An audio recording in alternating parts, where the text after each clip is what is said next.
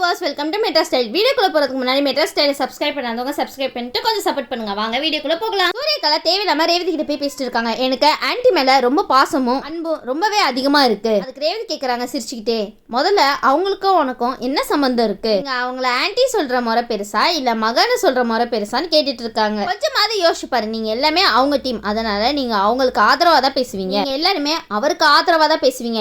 இதுக்கெல்லாம் நான் ஆளு கிடையாது, நான் இப்பயே போறேன் அப்படின்னு சொல்றாங்க. அதுக்கு வேணாண்டி, போய் தேவையில்லாம அசிங்கப்படாத. இதுல என்ன அசிங்கம் இருக்கு? இது அக்கறையே தான் குறிக்குது அப்படின்னு சொல்லிட்டு அவங்க பாட்டுக்கு ஆர்வ கோளாரா புகார் கொடுக்க போயிட்டு இருக்காங்க. இந்த புகாரை கார்த்தி மேலதான் சூரியகலா கொடுக்க போறாங்க.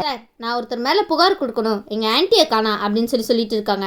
ஆன்ட்டியா, ஃபர்ஸ்ட் யார் எவருன்னு தெளிவா சொல்லுங்க அப்படின்னு சொல்லிட்டு இருக்காங்க. சரின்னு சொல்லிட்டு சூரியகலா அவங்களோட பேர் சொல்றாங்க. அதுக்கு அவங்க சொல்றாங்க, அவங்க எங்களுக்கு நல்லாவே தெரியுமே, அவங்களே காணா. சரி, அவங்க வீட்டுல யாருமே புகார் கொடுக்க வரலையே, நீங்க என்ன சொந்தம்னு வந்திருக்கீங்க அப்படின்னு சொல்லிட்டு இருக்காங்க. சூரியகலா சொல்றாங்க, சார் சதி நடக்குது சார், சதி நடக்குது. அந்த வீட்டுல உள்ளவங்க எல்லாருமே அவங்களுக்கு சப்போர்ட்டா இருக்கிறனாலதான் ஒருத்தர் மேல புகார் எழுதி தர மாட்டாங்க. அதுதான் சரிங்க பிரச்சனையே. சூரியகலா இந்த சந்தர்ப்பத்தை வச்சு கார்த்தியோட வாழ்க்கையை கெடுக்கலாம்னு நினைச்சிட்டு இருக்காங்க. தேவதி நடந்த விஷயம் எல்லாத்தையும் மயில்வாகனத்துக்கிட்ட சொல்லிட்டு இருக்காங்க. மயில்வாகனம் சொல்றாங்க, சரிமா விடு, சில பேரு வயிற்றுச்சல்ல என்ன பண்றது ஏது பண்றதுன்னு தெரியாம ஒண்ணுக்கு ரெண்டா செய்வாங்க. நம்ம கார்த்தி இருக்காங்கல்ல, அவங்க வாயத்தை எதுவுமே சொல்ல மாட்டாங்க, ஆனா ஆக்ஷன்லயே எல்லாத்தையும் பண்ணி முடிச்சிருவாரு. சூரியகலாலாம் அவருக்கு ஒரு ஆளே கிடையாது, நம்ம வேலையை நம்ம பார்த்துட்டு இருப்போம். அதுக்கு ராஜராஜன் சொல்றாரு, இருந்தாலும் தேவையில்லாத வேலை தானே மாப்பிள்ள அப்படின்னு சொல்லிட்டு இருக்காரு. சூரியகலா கிட்ட கேக்குறாங்க, சொல்லுங்க அவங்க யாரு, அந்த வீட்டுல அவங்க யாரா இருக்காங்க, சொந்தம் பந்தனா இப்படி இல்லாம செய்வாங்க அப்படின்னு சொல்லிட்டு கார்த்தியை பத்தி ரொம்பவே தப்பா புரிஞ்சுக்கிறாங்க. இந்த வீட்டுல யாருப்பா கார்த்தி அப்படின்னு சொல்லி கேட்கும் போது, இந்த வீட்டுல அவர் கார் ஓட்டுறாருங்க அப்படின்னு போய் சொல்லிடுறாங்க. என்னப்பா சாதாரணமா கார் ஓட்டுறாருன்னு சொல்லிட்டு இருக்கீங்க,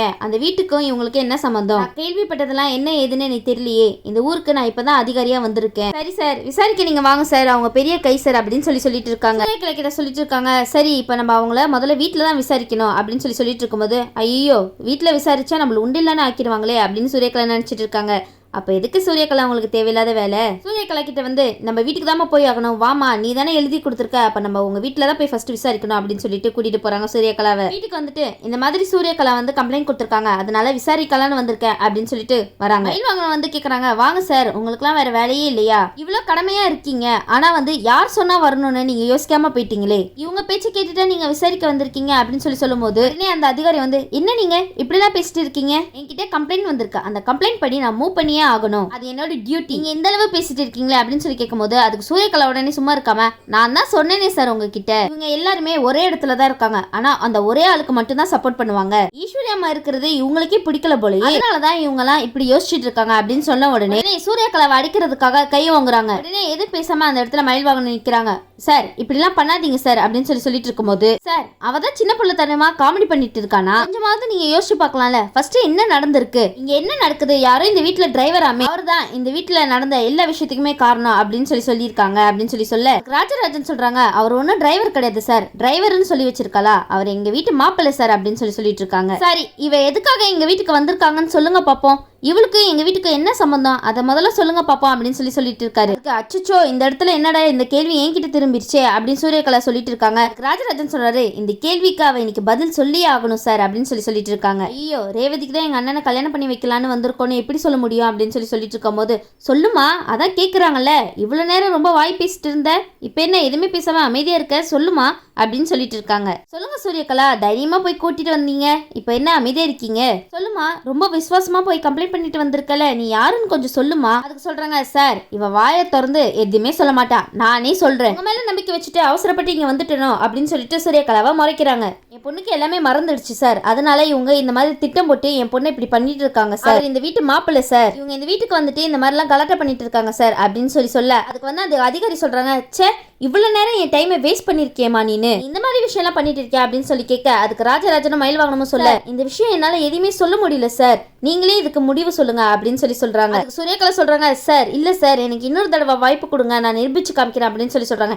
இன்னொரு தடவையா, சரி சொல்லுமா என்னதான் சொல்றான்னு பாப்பா அப்படின்னு கேக்குறாரு. சூரியகலா சொல்றாங்க, சார் இப்ப இந்த வீட்டுக்கும் கார்த்திக்கும் எந்த சம்பந்தமே கிடையாது, ஈஸ்வரி அம்மா அவங்கள தள்ளி வச்சுட்டாங்க, அதனால என்ன இந்த வீட்டுக்கு கூட்டிட்டு வந்துட்டு எங்க அண்ணனுக்கோ ரேவதிக்கோ கல்யாணம் பண்ணி வைக்கலான்னு மூவ் பண்ணிருக்காங்க சார், யார் மேல கோவம் கோவம் வரும். இதெல்லாம் நடத்துறவங்க மேலதானே அந்த கோவம் திரும்பும். அப்படி இருக்கிற சூழ்நிலையில இப்ப ஈஸ்வரி அம்மாவையும் காணோம். கார்த்தி தான் ஈஸ்வரி அம்மாக்கு எதிராக ஏதாவது பண்ணிருக்கணும். ஈஸ்வரி அம்மா மட்டும் இங்க இல்லைன்னா இவங்களெல்லாம் பாத்தீங்கல்ல யாருக்கு சாதகமா பேசுறாங்க. உங்களுக்கு எதிராக இருக்கிற ஒரே ஒரு ஆள் யாருன்னு பாத்தீங்கன்னா ஈஸ்வரி அம்மா மட்டும்தான். அப்படிப்பட்ட ஈஸ்வரி இருக்கவே கூடாதுன்னு ஏன் அந்த மாப்பிள்ளை நினைச்சு பார்த்திருக்க கூடாது? நீங்களே சொல்லுங்க பாப்போம் அப்படின்னு சொல்லிட்டு அதிகாரி கிட்டேயே அதிகாரமா கேக்குறாங்க சூரியகலா. அந்த அதிகாரி கேக்குறாங்க, என்ன சார் இவங்க சொல்றதெல்லாம் உண்மையா இருக்குமோ அப்படின்னு சொல்லி கேட்கும் போது, அவங்க யாரு எவருன்னே உங்களுக்கு முதல்ல தெரியாது. உடனே ராஜராஜன் சொல்றாங்க, மாப்பிள்ள அந்த விசிட்டிங் கார்டு எல்லாம் எடுத்துட்டு வந்து முதல்ல கொடுங்க, அதுக்காக தான் சார் இப்படி எல்லாம் பண்றாங்க அப்படின்னு சூரியகலா சொல்லிட்டு இருக்காங்க. ராஜராஜன் சொல்றாரு, விசிட்டிங் கார்டுனா எல்லாமே சின்ன சைஸ்ல இருக்கும், ஆனா இவர் ஒரு டப்பாவே தூக்கிட்டு வர்றாரு. ஒரு 100 கம்பெனிக்கு உள்ள விசிட்டிங் கார்டு அதுல இருக்கும்னு நினைக்கலாம். ஒரு விசிட்டிங் கார்டை காமிக்கும் போது உடனே வந்து, என்ன சார் உங்க மாப்பிள்ள ஒரு நாளைக்கு ஒரு பிசினஸ் பண்ணுவாரா அப்படின்னு சொல்லிட்டு நக்கலை கேட்டுட்டு இருக்காங்க. இத்தனை பிசினஸும் அவர் ஒரு ஆளே பண்ணிட்டு இருக்காரு, இந்த ஊர்லயே ரொம்ப பெரிய ஆளு சார் அவரு அப்படின்னு சொல்லிட்டு இருக்காங்க. அப்படிப்பட்டவரை இங்க வந்து அமைதியா இருக்காரு அப்படின்னு சொல்லி கேட்க, எல்லாம் என் பொண்ணுக்காக தான் சார், அவளுக்கு எல்லாமே சீக்கிரமா ஞாபகம் வந்துரும் அப்படின்னு சொல்லிட்டு தான் சார் இத்தனை நாளா அவர் காத்துட்டு இருக்காரு. இவன் என்னன்னா எல்லாத்துக்குமே இவர் தான் காரணம் அப்படின்னு சொல்லிட்டு ரொம்ப பொய் சொல்லிட்டு இருக்கா சார் அப்படின்னு சொல்றாங்க. யாருக்கு வந்து சொத்து முக்கியம்னு தெரியாமையே போச்சு. அவர் வேற யாரும் இல்ல சார், அவங்க என்னோட தங்கச்சியோட பையன் தான். அது மட்டும் இல்லாம ராஜா சேதுபதி தெரியுமா? அந்த அதிகாரி சொல்றாரு, ஆமா இந்த ஊர்லயே பெரிய ஆளாச்சே, அவரோட பேரை தான் சார். சொத்து மதிப்புன்னு பார்த்தா எவ்வளவு இருக்குன்னு அவருக்கே தெரியாது. இவங்க அண்ணனும் இவங்களும் சேர்ந்துட்டு பண்ற அட்டகாசம் இருக்கே தாங்க முடியல சார். எனக்கு தெரிஞ்சு இது என்னமோ கார்த்தியோட சதி மாதிரி தெரியல, இவங்களோட சதியா தான் இருக்கணும்னு நான் நம்புறேன் அப்படின்னு சொல்லிட்டு இருக்காங்க. சூரியகால் சொல்றாங்க, நீங்க சும்மா இருங்க, இந்த மாதிரி எல்லாம் நான் பண்ணா நானே போய் ஏன் கம்ப்ளைண்ட் கொடுக்க போறேன் அப்படின்னு சொல்லி கேட்டுட்டு இருக்காங்க. ஆனா இவங்க இந்த விஷயத்தை பயன்படுத்தி இந்த மாதிரி எல்லாம் யோசிச்சிருக்காங்க. மத்தபடி எதுவுமே இல்ல, நீங்க ஏதாவது இன்னும் மேல விசாரிச்சு தேடணுமானா நீங்க தேடிக்கோங்க, ஆனா நாங்க சொல்றது மட்டும் கொஞ்சம் கேளுங்க சார் அப்படின்னு சொல்லிட்டு இருக்காங்க.